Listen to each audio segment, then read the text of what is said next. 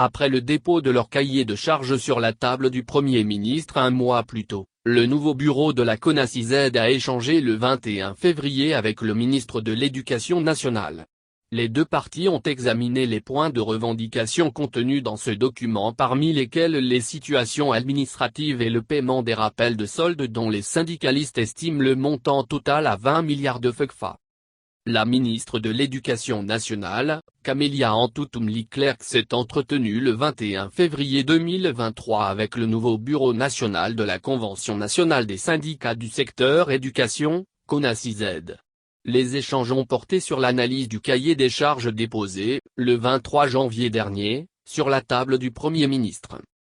Les membres de la CONACYZ sollicitent la régularisation de toutes les situations administratives ainsi que le paiement des rappels de soldes. Nous voulons que le gouvernement fasse un effort et nous demandons la mise à disposition d'une enveloppe de 20 milliards pour apurer le paiement des rappels des agents du secteur éducation.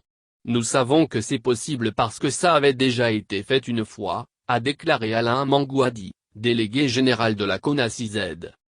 Selon le délégué général, plusieurs collègues entrent en solde chaque mois et nous espérons que cela va se faire totalement pour que tous ceux qui sont en attente de postes budgétaires soient effectivement salariés, mais qu'également les concours soient programmés, parce que nous savons qu'il y a un gros déficit en matière d'enseignants aujourd'hui, a-t-il indiqué.